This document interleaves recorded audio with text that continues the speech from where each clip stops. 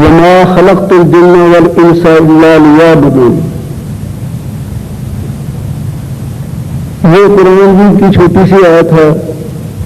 رات بھی میں نے اپنے درس کی ابتدا میں اسی آیت کو پڑھا تھا. آج پھر میں نے اسی آیت کو تلاوت کیا ہے.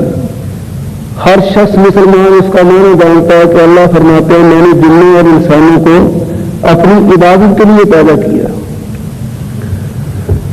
یہ مسئلہ اتنا واضح ہے کہ اس پر کچھ کہنے کی ضرورت نہیں ہے. جو جتنی دنیا ساری انسانوں کے لیے پیدا کی گئی ہے, کوئی بھی شے ہو دنیا میں جو بھی ہے, والذی خلق لکم ما فی الارض جميعا, سارا جہان انسان کے لیے پیدا ہوا ہے. اور انسان کیوں پیدا کیا گیا ہے؟ اللہ کی عبادت کے لیے. جانور پیدا کیے تیری وفا کے واسطے, چاند سورج اور ستارے ہیں ضیاء کے واسطے, کھیتیاں سرسبز ہیں تیری غذا کے واسطے, یہ جہاں تیرے لیے اور تو خدا کے واسطے. سیدھی بات ہے. ہم اللہ کی بات کے لیے دنیا میں آئے. اب اللہ کی بات ہم کیسے کریں؟ ہمیں کیا معلوم ہے کہ خدا تعالیٰ ہم سے کس طرح بات کروانا چاہتا ہے. اللہ تعالیٰ تو کسی انسان کے کان میں آ کے نہیں کہتا کہ میری بات یہ کرو. کیسے بات کرو خدا سے؟ ذرا غور سے بات سنو. میں جلدی ختم کروں گا اور بات کوشش کروں گا کہ آپ کے ذہن تک انشاءاللہ تعالیٰ کوئی ایسی چیز آئے جو میری اور آپ کی نجات کا ذریعہ بن جائے. عبادت کا طریقہ کون بتائے گا؟ اللہ ہی بتائے گا. اب اللہ تعالیٰ نے اس کے لیے کیا طریقہ اختیار کیا ہے, کیا صورت اختیار کی ہے؟ کیا ہر ایک کے کان میں اللہ کہے گا کہ میری بات اس طرح کرو؟ نہیں.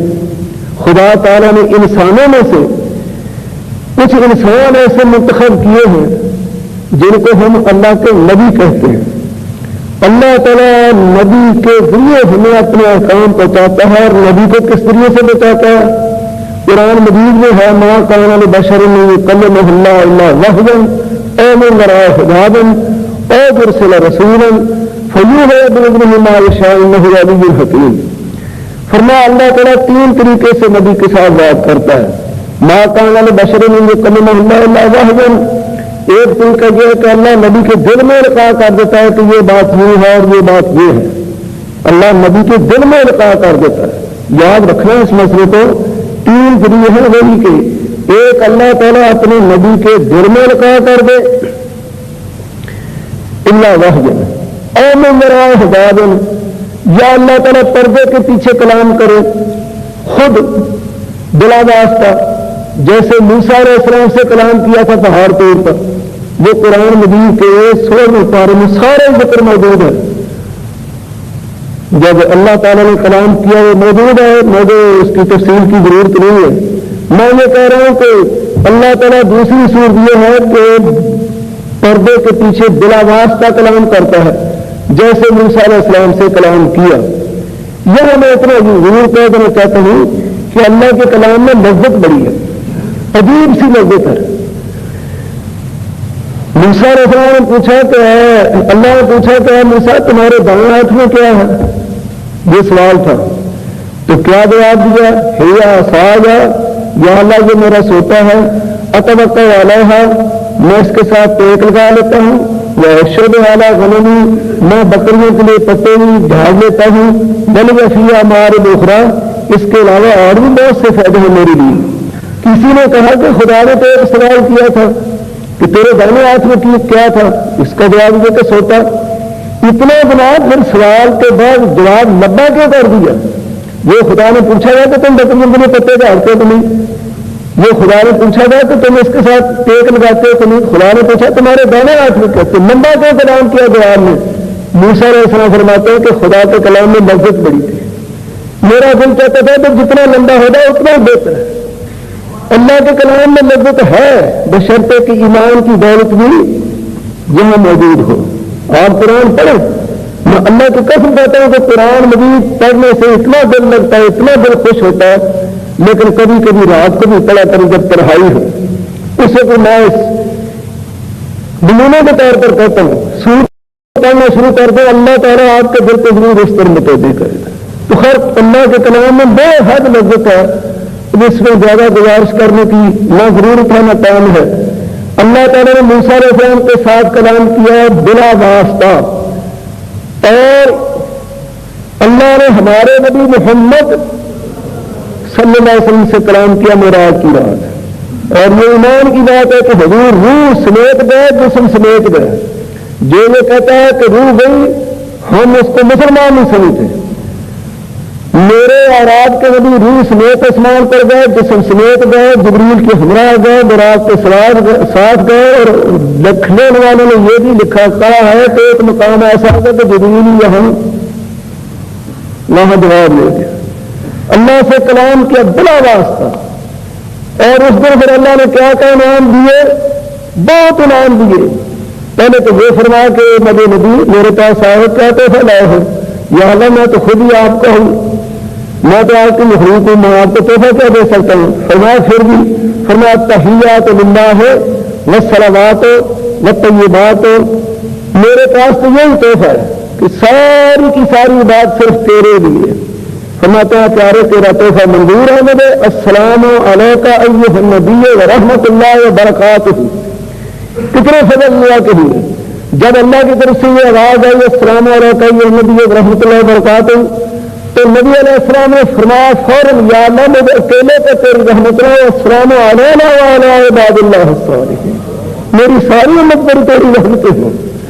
جب خدا کا کلام اور سرور کائنات کا فرمان جبریل نے سنا، نیچے سنا، تو فوراً کہا کہ اشہد ان لا الہ الا اللہ واشہد ان محمد رسول اللہ، میں گواہی دیتا ہوں کہ اللہ ایک ہے اور محمد رسول اللہ اس کے عبد ہیں، بندے ہیں۔ چاہے آسمان پر چلا جائے لیکن رہے گا بندہ ہی، یہ نہ کوئی خیال آ جائے دل میں کہ وہ تھا یہ تھا، خبردار یہ بات کہیں نہ کرنا، چلا جائے جہاں چلا جائے، یہ خدا کے نبی اعزاز اللہ نے بخشا ہے۔ تو حضرت سرور کائنات کے ساتھ اللہ نے بلا واسطہ کلام معراج کی رات کیا۔ اور مولانا فیض امان صاحب فرما رہے تھے سائنس یہ کہتی ہے جی، سائنس میں اور اسلام میں کوئی اختلاف نہیں، جو عقل سلیم ہے وہ عین اسلام ہے، اور جو سائنس ہے وہ عین عقل سلیم ہے۔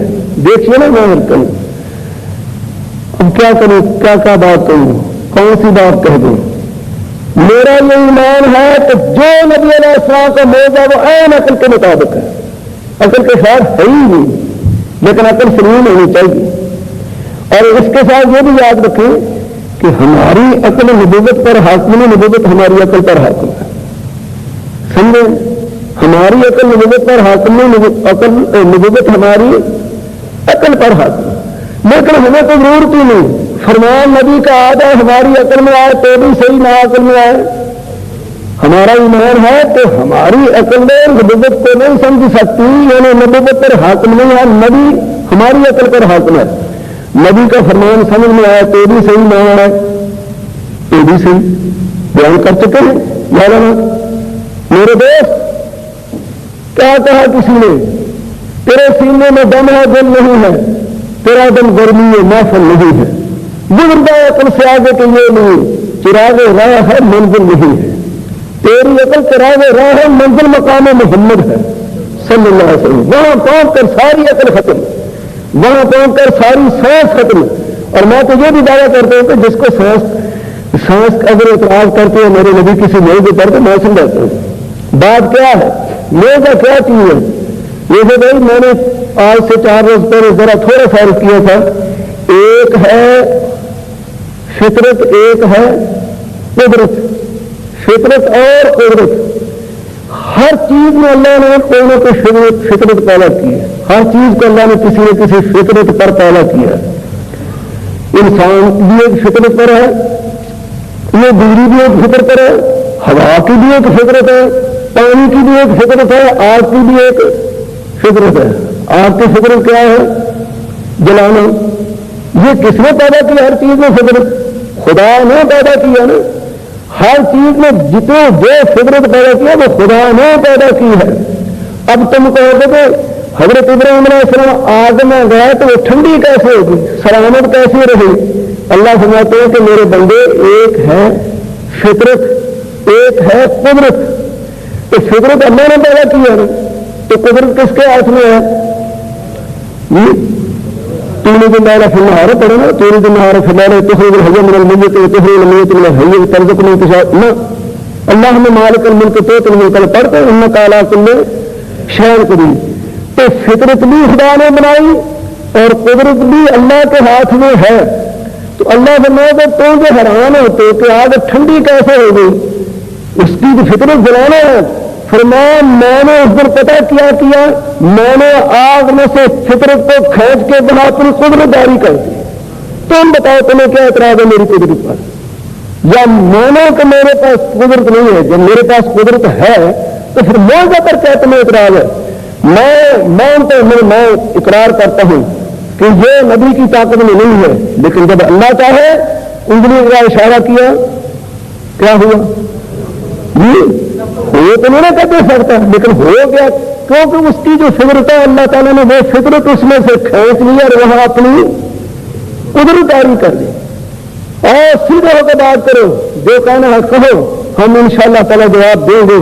اور ایک اور بھی بات کہوں, امریکہ یا روس یا کوئی چاند تک گئے, ٹھیک ہے, چاند میں بھی گئے, ٹھیک ہے جی, انکار نہیں کر سکتے, اس لیے کہ اگر ہم انکار کریں تو کہیں گے جی بکیا نوسی ملا ہے, یہ حجرے میں بیٹھے ہوئے یہی باتیں کرتے ہیں. میں نے مجھے کہا ایک نے کہ بکیا نوسی ملا, میں نے کہا جی آپ نے کون سا کشمیر خدا کر دیا, آپ بھی تو جہاں بیٹھے گئی. اتنی بات ہے. کہا اقبال نے شیخ حرم سے کہے محراب مسجد سو گیا کون. اقبال کہتے ہیں میں مسجد کے دروازے پر جا کے کہنے لگا کہ بھئی یہ مسجد والے سوئے ہوئے کیوں ہیں؟ کہا اقبال نے شیخ حرم سے کہے محراب مسجد سو گیا کون. وہ تو سو رہے تھے, مسجد کی دیواروں نے مجھے جواب دیا کیا. کہا اقبال نے شیخ حرم سے کہے محراب مسجد سو گیا کون. نگاہ مسجد کی دیواروں سے آئی, ارے فرنگی بت کدے میں ہو گیا کون. ہم اور سے تو خدا کے گھر میں تو ہیں, تم فرنگی بت خانے میں کیوں چلے گئے ہو؟ تو بھائی ہمیں یہ نہ کہا کرے کہ بکیا مسیح ہیں جیسے بھی نہیں ہیں. میں یہ کہہ رہا ہوں کہ کہنے والوں نے کہا کہ ہم آسمان پر چاند میں چلے گئے. چلے بھی چلے گئے, میں تو کہتا ہوں اور بھی باقی جتنے رہتے ہیں وہ بھی چلے گئے. خدا کی زمین خالی ہو جائے تو مومن یہاں آباد رہیں گے, جب تک خدا رکھے گا. یہ چلے گئے تو اچھا ہی ہے.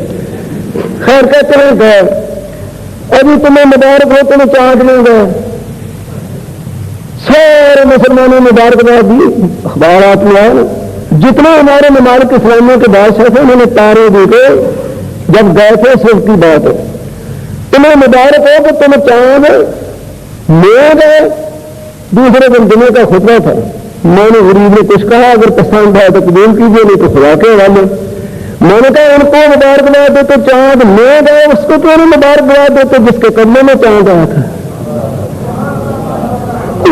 ہے مسلمانوں اپنی بھی یا نہیں آیا قدموں میں چاند کس کے؟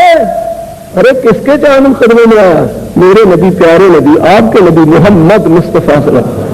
چاند قدموں میں آیا. چاند نے قدموں میں آ کر یہ بتا دیا کہ دنیا کہے گی وہ مجھ میں آئی, لیکن میں سوا تیرے قدموں کے کسی کے پاس نہیں گیا, مجھ میں آتا ہے کہ جو آتا رہے. کیا کہتے ہیں آپ, ہمیں کیا بتاتے ہیں؟ میرے بھائیوں بہت آگے چلی گئی ہے. میں کہنا یہ چاہتا تھا کہ اللہ تعالیٰ نے بلا واسطہ اپنے نبی کے ساتھ کلام کیا اور پھر نبی علیہ السلام پر بڑے اکرام کیے. تو فرماتے ہیں یا اللہ میری امت کو بھی کچھ نال فرمایا پھر جاؤ, میں وعدہ کرتا ہوں کہ شرک نہ کریں گے تو میں سارے گناہ معاف کر دوں, ساری امت کو معاف کر دوں. شرک نہ ہو. یہاں شرک کو آپ سمجھیں یا میں کہوں یا کچھ نہ کہوں, کیا بات ہے, کچھ نہیں کہنا چاہتا. ہر مسلمان جانتا ہے شرک کیا چیز ہے. اور اللہ کے سوا کسی کو نہ پکارا کرو, اللہ کے سوا کسی کے سامنے جھکا نہ کرو. ہم تو یہ کہتے ہیں, قرآن تو کہتا ہے یہ, اور قرآن یہ فرماتا ہے جو مانگنا ہو مجھ سے مانگو. اللہ فرماتے ہیں قرآن کے ذریعے جو مانگنا ہو مجھ سے مانگو. اللہ تعالیٰ فرماتے ہیں کہ دیکھ میرے بندے, آپ یہ ٹیلی فون کرتے ہیں تو کیا ذریعہ ہے اس کا؟ ملاتے نہیں کچھ. دو طریقے ہیں, ایک کان ملاتے ہیں, ایک ڈائریکٹ ٹیلی فون کرتے ہیں, ایسے نہیں. تو اللہ قرآن میں جو فرماتا ہے اس کا خلاصہ یہ ہے کہ تم جو یہ کرتے تو کان ملاتے ہو, کیا پتا آپریٹر سوا ہوا ہو. یہ ہنسے کی بات نہیں, میں توحید کی بات بتاتا ہوں. کالے منانے والے جس کے ذریعے تم کار مناتے تو وہ سو رہے ہیں، مجھے کیا پتا وہ جاگ رہے ہیں نہیں. سنو آپ نے فرمایا مجھ سے ڈائریکٹ کار ملاؤ، میں کبھی سوتا ہی نہیں. جب بلاؤ گے 24 گھنٹے اللہ لا الہ الا هو الحی القیوم لا تاخذہ سنو تم نام بندے، جب میں خود تیرے سننے کے لیے آتا ہے. اور فرمایا کہ جب تہجد کا وقت ہوتا ہے تو اللہ کی ذات اس آسمان پر آ جاتے ہیں. فرمایا کہ سائل دروازے پر جاتا ہے اس کے جہاں سے کچھ ملے تو تم ساری دنیا میرے سوالیے میں داتا ہوں، لیکن میں داتا تیرے دروازے پر دینے کے لیے آیا ہوں. میں کیا مانگ رہا ہوں، لیکن تو ہے کہ میری طرف سے غافل ہے. بھائی دور تک بات جانا مناسب نہ ہوگا. میرا خیال یہ ہے کہ ڈائریکٹ بات کرو. واہ سارا کا بادی انی فینی فینی قریب آ رہی ہے. نحن اقرب کی سوا محبوب سے، نحن اقرب الیہ من حبل الورید آ رہی ہے. نحن اقرب کی سوا محبوب سے. بخت خابیدہ کو طالب جگانا چاہیے تو محبوب پھر ہم کو رہے دوری نصیب ہے. ایسی زندگی سے مر ہی جانا چاہیے. اس کو سیدھی دو، سیدھی آواز دو. یہ بات میں ختم کر چکا ہوں. آگے کہتا ہوں کیا میرے نبی حضرت محمد رسول اللہ صلی اللہ علیہ وسلم سے اللہ نے بلا واسطہ کلام کیا. تیسرا ذریعہ وہی کا کیا ہے کہ اللہ جبریل کو بھیجتا ہے. جبریل فرشتے کو بھیجتا ہے، اس کے ذریعے سے پھر اللہ کلام نازل کرتا ہے. جتنا قرآن جتنی شریعت ہے آپ کو معلوم ہے کہ ساری کی ساری کس کے ذریعے آئی؟ جبریل کے ذریعے سے. اور جس دن نماز کا حکم دیا پھر جبریل کو دروازے سے ہٹا دیا. فرمایا نبی تم آؤ وہاں، میں وہاں بتاؤں گا کہ میرا کیا حکم ہے. کتنی نمازیں وہاں فرض ہوئی؟ اتنا ہم مسئلہ ہے کہ جبریل کا واسطہ اٹھا دیا. کتنی نمازیں پتہ بھی ہے کہ نہیں؟ یہ اتنی بات میں نیتی نہ کے واسطے میں کبھی قضا کی، یہ اتنی کہیں بات ہے. کتنی نمازیں فرض ہوئی؟ 50. پھر حضور آیا موسیٰ علیہ السلام کے پاس کہ جی آپ کی امت تو 50 نہیں پڑے گی، مجھے تجربہ ہے میری امت نے ایسا نہیں کیا، جاؤ جلدی سے درخواست کی جلدی کرتا ہوں. معاف ہوگی 10، 50 میں سے 10 معاف باقی. پھر موسیٰ علیہ السلام کے پاس اے نبی آگے کہ ہم تو 40 کا تمہیں 40 بھی نہیں پڑیں گے تو فوراً جاؤ. پھر درخواست کی 10 اور معاف ہوئی. پھر آئے، پھر واپس، پھر آئے، پھر واپس، پھر آئے، پھر واپس. اب بتائیے کتنی نہیں؟ اللہ کے نبی سے پوچھتے موسیٰ علیہ السلام کہ جی 10 رہ گئی کہ 10 بھی نہیں پڑیں گے، فوراً جاؤ. پھر درخواست کی یا اللہ معاف کر دے، میری امت پر آسانی کر. فرمایا جاؤ 5 معاف. 50 فرض تھی، کتنی رہ گئی جی؟ اگر ایک چکر اور لگ جاتا ٹھیک ہے. پھر یہ بتا اللہ نے 5 کے رکھی، ان کے لیے نہیں، مولویوں کے لیے رکھی. ہاں نہ مسجد بنتی، نہ خطبہ دیتے، نہ نمازیں پڑھاتے، نہ تم آتے، نہ ہمیں چھوڑے گی. یہ تو مولویوں کو موت بنائی اللہ نے، لیکن مولویوں کے لیے رکھی ہے. جو نہ وہ کیا ہے جی کافر بےمان کیوں رہتا نماز میں؟ کافر ہے. جب وہ نماز کے لیے آتا ہے تو کہتا ہے آپ کو معلوم ہے تین سرا آتا آگے. اگر یہ آتا نہیں تو آپ کو کہا تھا کون سناتا؟ تو اس لیے میں کہتا ہوں کہ یہ مولویوں کے اللہ نے موت بنائی ہے. خیر بہرحال نماز 5 وقت ہی اللہ تعالیٰ ہمیں پڑھنے کی توفیق دے. یا اللہ تو 5 فرض کرنی تھی تو 50 کیوں رکھی تھی پہلے؟ فرمایا یہ بتانے کے لیے کہ میں نے 45 معاف کر دی، 5 رکھی تو 5 پڑے گا. نماز اس کو ثواب اس کو 50 کا ہی ملے گا. میں نے یہ بتانے کے لیے کہ ثواب اس کو 50 کا ہی ملے گا. اور میں نے 50 کے بعد معاف کر کے 45 تو میں نے 5 رکھی ہیں. میرے بھائیوں اب میں یہ کہہ رہا ہوں کہ اللہ تعالیٰ اپنے نبیوں کے ذریعے ہمیں پیغام پہنچاتا ہے کہ میری عبادت یہ کرو. نماز پڑھنے کی کس نے جائز سکھائی ہے؟ کس نے طریقہ سکھایا؟ قرآن نے تو کہا نا نماز پڑھا کرو. طریقہ کس نے سکھایا؟ محمد رسول اللہ نے. قرآن نے کہا زکات دو، طریقہ کس نے سکھایا؟ حضرت محمد رسول اللہ نے۔ قرآن نے کہا حج کرو، طریقہ کس نے سکھایا؟ نبی نے۔ نبی کے بغیر تو نہیں کوئی طریقہ سکھا سکتا، نبی نے طریقہ سکھایا۔ لیکن بات یہ ہے کہ ایک آدمی آیا، میں یہ کہنا اس لیے کہتا ہوں کہ جو نبی طریقہ سکھایا وہ صحیح ہوتا ہے، دوسرے طریقے پر کوئی اعتماد نہیں ہے، کیونکہ نبی کا طلب وہی سے ہے۔ جو نبی کہے گا وہ بات بالکل سچ ہے۔ نبی کے علاوہ کوئی بھی بات کرے، کوئی امام، کوئی بزرگ، کوئی ولی، کوئی صحابی، میرے دوستوں بات صحیح بھی ہو سکتی ہے، غلط بھی ہو سکتی ہے، لیکن محمد رسول اللہ کی یہ بات ہے کہ حضور کی زبان سے غلط بات نکل سکتی ہی نہیں، نبی کی زبان سے غلط بات نکل سکتی ہی نہیں۔ میں پھر کہتا ہوں بار بار، یا اللہ یہ گواہ رہے تیری مخلوق، نبی کی ہستی وہ ہوتی ہے جس کی زبان سے غلط بات نکل نہیں سکتی۔ فرمایا یہ اشارہ کر کے صحابی کو، اے میرے صحابی میں جو کہا کروں لکھ لیا کرو۔ تو وہ کہتے ہیں حضرت کبھی آپ ناراض بھی ہوتے ہیں تو ناراضگی میں انسان سے کم و بیش گفتگو بھی ہو جاتی ہے، سنیے خدا کے نبی کیا فرماتے ہیں۔ اور یہ آواز صرف نبی کا ہے، یہ مقام صرف نبی کا ہے۔ فرماتے ہیں میرے صحابی میں غصے میں ہوں یا راضی میں ہوں، اس زبان سے سوائے حق کے دوسری بات نکلتی ہی۔ اللہ تعالیٰ سے دعا کیجیے اللہ اپنے نبی کی ہمیں اتباع کی توفیق دے۔ یا مت یہ بات کہا کرو کہ مجھے سمجھ میں نہیں آیا میں کیا کروں، میں یہ کیا کروں وہ کیا کروں۔ سمجھ کے کیا بات ہے، اگر میں کوئی سمجھ کر کے بات کروں تو پھر اور زیادہ ہو جائے گی۔ نبی نے ہمیں بتایا ہے کہ یہ کام یوں کرے کہ صحابی آیا، صحابی جب آیا اس وقت نہیں تھا، صحابی کافر تھا، جب دربار میں آیا تو کہتا حضرت میں مسلمان ہونے کے لیے آیا ہوں۔ فرمایا بہت اچھا، پڑھے لا الہ الا اللہ محمد رسول اللہ۔ اب اسلام میں داخل ہو گیا، اسلام کی چار دیواری میں آ گیا۔ کہتا حضرت اور ہمیں اور یہ ہے کہ 5 وقت کی نماز پڑھا کرو، نماز فرض ہے کہ نماز نہ پڑھے تو مسلمان۔ آپ کہیں گے فتوی لگاتے ہیں، میں فتویٰ لگاتا ہوں، اللہ قرآن میں فرماتے ہیں، نبی علیہ السلام فرماتے ہیں، اور میں دین سارے فرماتے ہیں۔ تو میرے جی فرمایا کہ 5 وقت کی نماز پڑھا کرو، اللہ کے رسول باقی اور فرمایا اللہ مال دے تو سال کے بعد زکوٰۃ بھی دیا کرو، سال کے بعد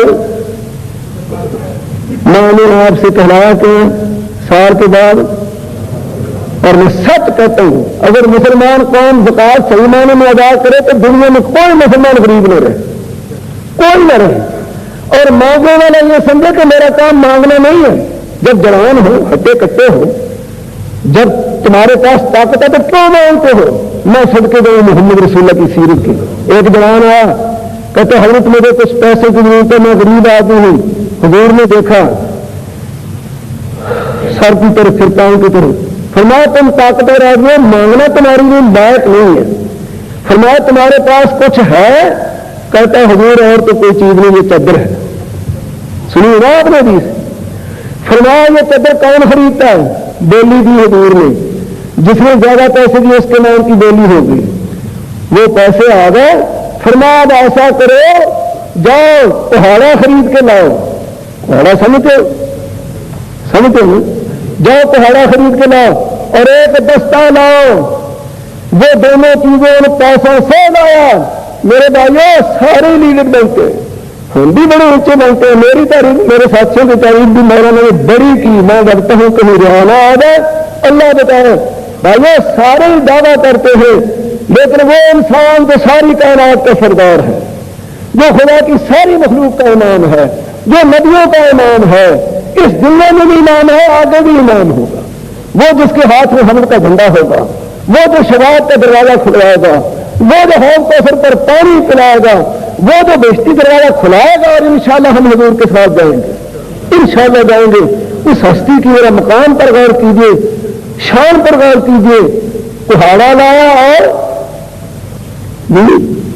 دستہ لایا، پھر حضور نے اس دستے کو خود پیوست کیا اس پہاڑے میں، آپ اپنے ہاتھ سے۔ ہے کوئی لیڈر، ہے کوئی مولوی، ہے کسی کی سیرت میں یہ بات یوں پیوست کر کے فرماتے ہیں جاؤ بیان مانگنا نہیں ہے، جنگل سے لکڑیاں کاٹ کے لایا کرو اور بیچ کر اپنا گزارا کرو۔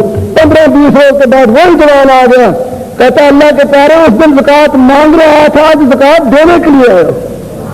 یہ ہے اسلام کی تعلیم. ہم تو اسلام کو بھول گئے ہیں, ہم تو بابو بن گئے, تو مولانا بن گئے, اونچے بن گئے, ہماری تو سمجھ نہیں آئی کہ ہم نبی کی اطاعت کس طرح کرنی چاہیے. میرے بھائیو, اگر اسلام پر ہم زکات دیتے اور سمجھتے مسلمان کو, تو آج دنیا میں کوئی غریب بالکل نہ ہوتا. مولانا نے زکات کا فیصلہ بیان کیا, اللہ تعالیٰ اس سے بھی زیادہ ان کے علم میں اضافہ کرے. ایک مولوی صاحب نے تقریر کی, کہاں میدان منا میں, عرب تھا. وہ کہنے لگا دیکھو زکات دینے والے کا کوئی احسان نہیں ہے, زکات لینے والے کا احسان ہے. کیوں؟ اگر یہ نہ لیتا تو وہ کافر رہتا, مجرم رہتا. تو اس نے زکات لے کر اس کا فرض ادا کیا ہے. اگر زکات دینے والا یہ سمجھے کہ میرا احسان نہیں ہے, دینے والے کا احسان ہے. قرآن نے ایک نہ فرمایا یا ایھا الذین آمنوا لا تبطلوا صدقاتکم بالمن والعذا.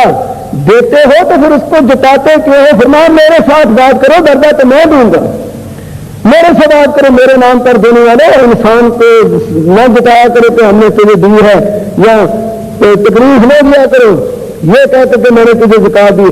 تو بہرحال میرے دوست عزیز, اللہ تعالیٰ مال دے تو سال کے بعد کیا کرو؟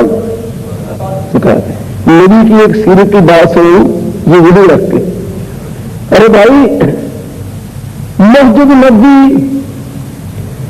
مال غنیمت کا ڈھیر لگ گیا,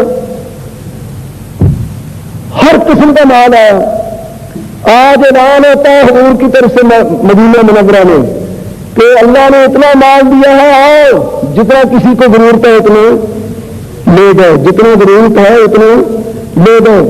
جو صحابی آیا اس نے اتنا ہی لیا جتنی اس کو ضرورت. ہم ہوتے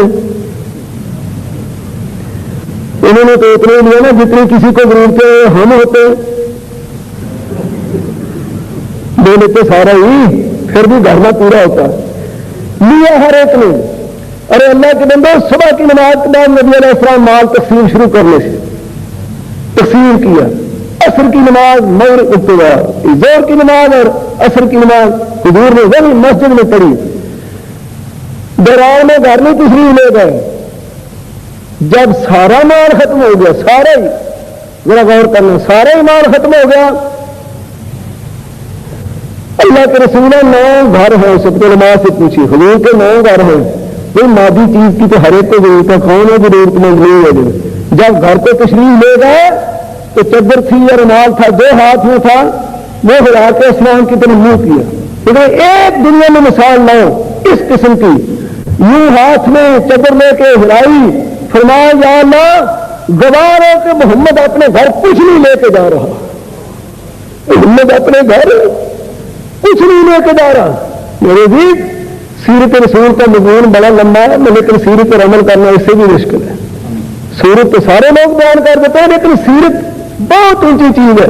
ایک شخص نبی علیہ السلام کے پاس آیا, جوان تھا, بڑا تنگ مند, خوبصورت تھا. کہتا اللہ کے رسول مجھے زنا کی اجازت دے دیجیے. اگر یہاں آ کر کوئی بات کہے تو آپ اس کو چھوڑیں گے, نکال لیں گے مجلس سے. صحابہ کرام اس کی طرف دیکھنے لگے گہری نگاہ سے. اب اس کے کہ صحابہ میں سے کوئی کچھ کہے اللہ کے نبی کہاں پہنچے ہیں. فرمایا اس جوان سے ناراض نہ ہونا, دیکھو میرے نبی. میں کہتا ہوں کہ نبی سے عقل میں زیادہ کوئی بولو سائنسدان بہت عقل مند میں, کبھی اگلی زمین کو نبی ماں کا نہ چکر میں بھی دماغ بات, یہ گھومتا ہے وہ گھومتا ہے, کوئی نہیں گھومتا نہ گھومنے والا جو گھومنا, تم اپنے آپ ہی گھومتے ہو. خیر چھوڑیے, میں کہتا ہوں نبی سے زیادہ عقل مند کوئی. کتنا انسان بڑا انسان ہے کہ وہ انسان کے ذہن کو جانتا ہے, انسان کے دل کو جانتا ہے, سمجھتا ہے, اس کی روحانیت کو سمجھتا ہے. فرمایا یہ جوان کیا کہتا ہے, اللہ کے رسول زنا کی اجازت دے گا. فرمایا اس کو ناراض نہ ہونا, اس کے دل میں ایمان موجود ہے. اگر ایمان نہ ہوتا تو مجھ سے اجازت دینے کے لیے کیوں آتا؟ آج مسلمان اجازت لیتا نبی سے, جی اپنی مرضی سے کرتا ہے, پھر کلمہ بھی پڑے کہتا ہے. وہ حضور فرماتے ہیں یہ ایماندار ہے, اگر ایمان نہ ہوتا تو مجھ سے اجازت دینے کے لیے آتا ہے. اس کو قریب کرو, میرے قریب کیا. فرمایا جوان پھر کہو کیا کہتے, اللہ کے رسول زنا کی اجازت دے. فرمایا تو چاہتا ہے تیری ماں کے ساتھ تو ایسا فیل کرے، بہن کے ساتھ، تیری خالہ کے ساتھ، تیری ماسی کے ساتھ، تو چاہتا ہے تو ایسا فیل کرے؟ اور حدیث میں رہا میں نے سارے کو جمع کر دیا. کہتا اللہ کے رسول میری زندگی میں ایسا میں مر نہ جاؤں، یہ کیسے ہو سکتا ہے کہ میری ماں کی بےزتی کرے کوئی، میری بہن کی بےزتی کرے؟ فرمایا جوان تو نہیں چاہتا تیری بےزتی ہو؟ نہیں. تو جس کے ساتھ تو اجازت مانگتا ہے وہ بھی تو تیری کسی مسلمان کی ماں ہوگی یا بہن ہوگی یا خالہ ہوگی. تو اپنی عزت چاہتا ہے، بےزتی نہیں چاہتا، تو اپنے بھائی کی بےزتی کس طرح کرے گا؟ دیکھا سمجھانے کا طریقہ. اگر ہمارے پاس کوئی آتا تو وہ داڑھی میں بے ایمان ہے، وہ آنا میں پاؤں ہاں یا نہ، پر تو بندہ تیرا بے ایمان. یہ طریقہ نہیں تبلیغ کا، کیا عجیب طریقہ تھا. فرمایا تم اپنی بےزتی نہیں نہ برداشت کرتے، نہیں تو مسلمان بھائی کی بےزتی کیسے کر سکتے؟ یہ سیرت رسول ہے. تو کہتا اللہ کے رسول دعا کیجیے. بس اللہ کے رسول کی پھر دعا عشق سے آگے گئی. اللہم طہر قلبہ و احسن فرجہ، یا اللہ اس جوان کے دل کو پاک کر دے اور اس کے جسم کی نگرانی کر.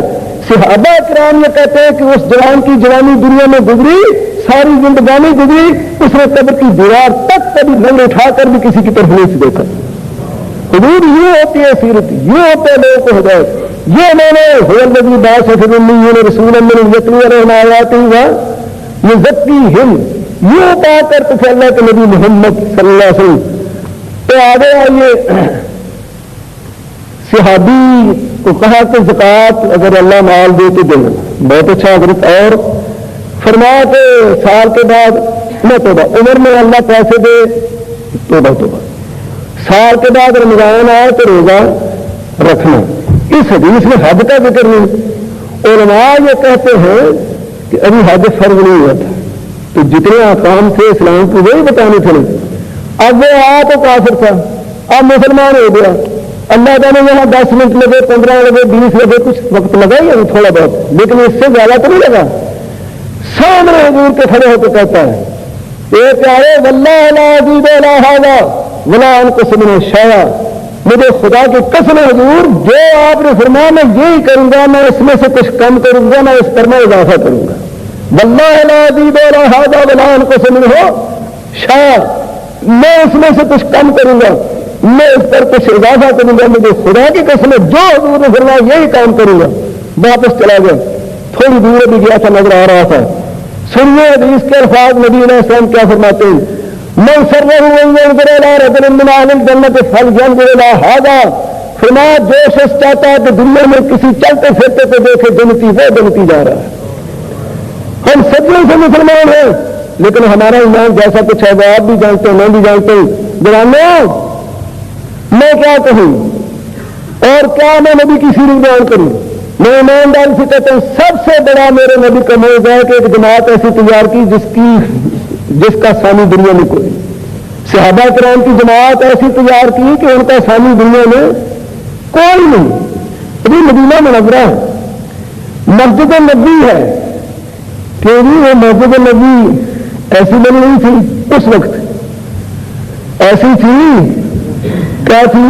کھجوروں کی چھت تھی. مسجد نبی کھجوروں کی چھت. مہمان خانہ بھی وہی ہے، دیوان خانہ بھی وہی ہے، اور جو کفر سے آدھے ہوتے ہیں وہ بھی یہی گھر ہے. اسمبلی ہال بھی یہی ہے، اور اس اسمبلی کے ممبر کون ہے؟ ابو بکر صدیق، عمر فاروق، حضرت عثمان، حضرت علی، عبادہ، طلحہ، زبیر. میں کہتا ہوں بلال بھی اس اسمبلی کا ممبر ہے. اور وہاں مشورے کیا ہو رہے ہیں؟ آج کسرا پر چڑھائی کرنی ہے یا قیصر پر چڑھائی کرنی ہے. اور ہماری اسمبلی مشورے یہ دیتی ہے کہ آج سود کتنا کھانا ہے، آج کون سے دلار کو یہ کرنا تمہارا بھلا ہو. وہاں یہ مشورہ ہے کہ کسرا قیصر پر کب چڑھائی کرنی ہے.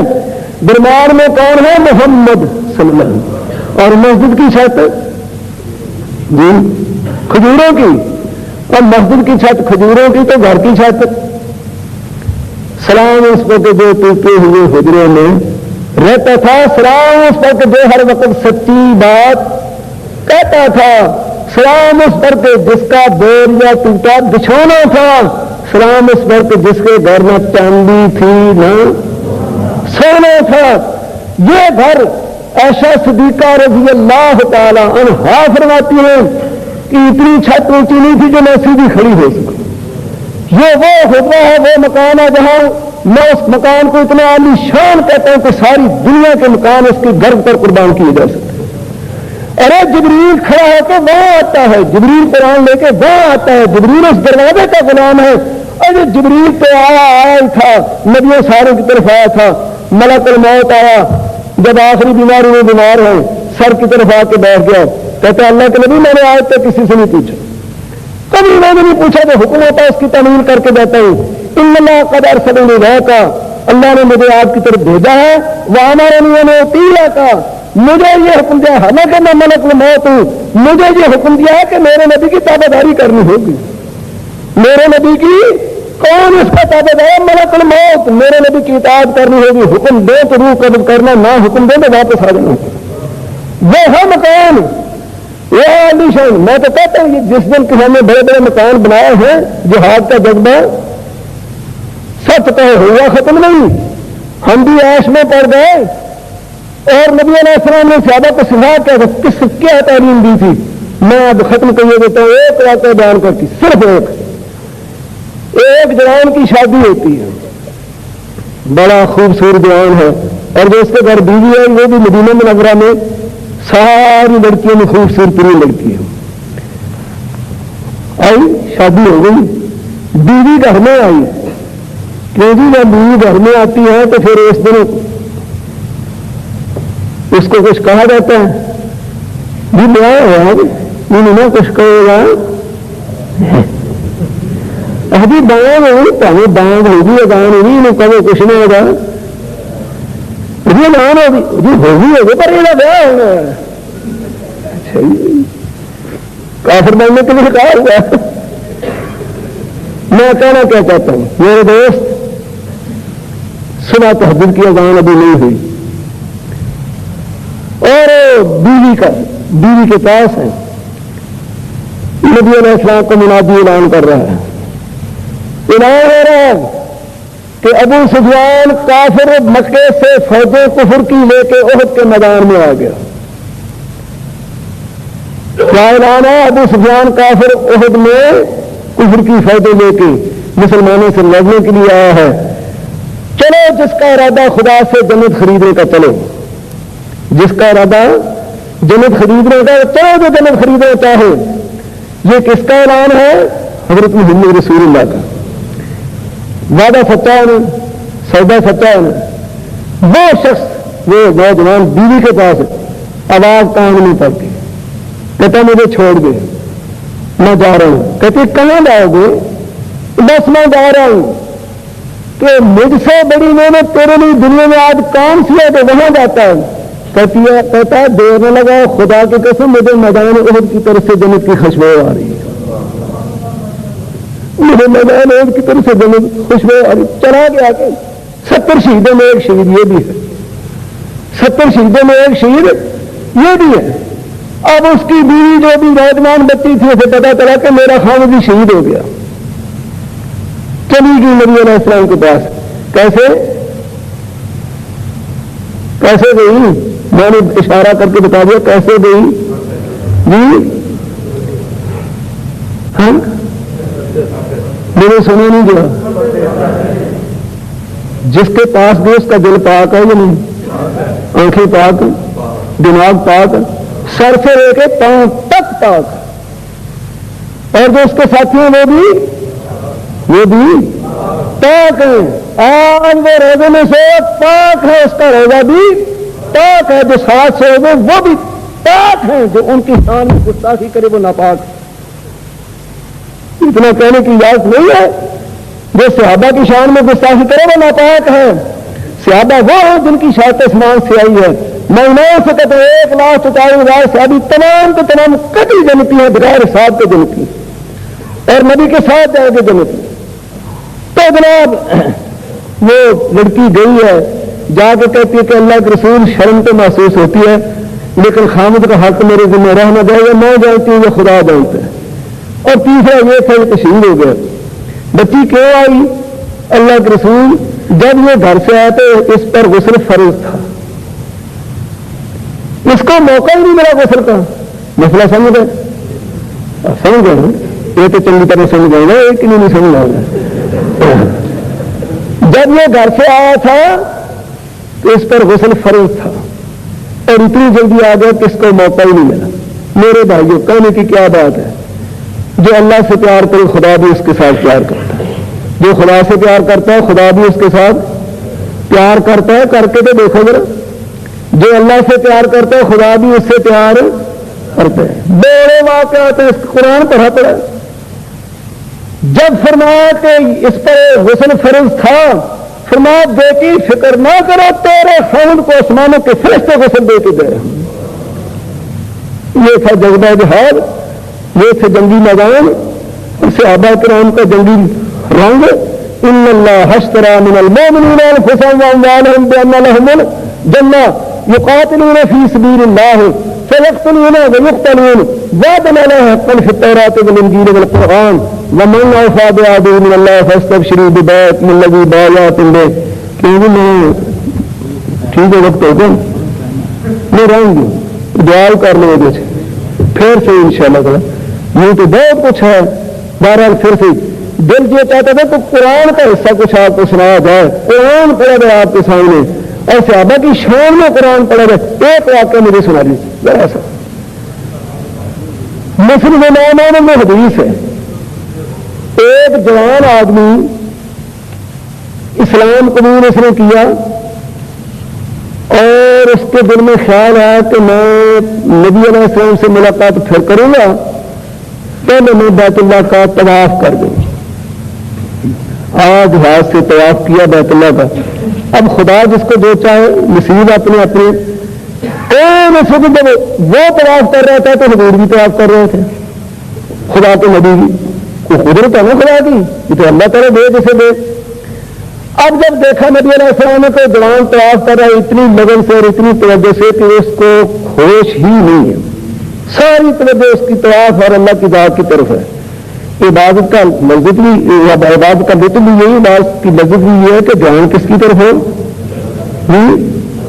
اور اگر کہ اللہ اکبر، دکان پر بھی جانا ہے، سودا بھی لانا ہے تو اللہ فرماتا ہے پھر جاؤ پہلے لے آؤ، یہ لانا لے آؤ، میری تیری طرف توجہ نہیں، تو محتاج ہے، میں تیرا محتاج نہیں ہوں۔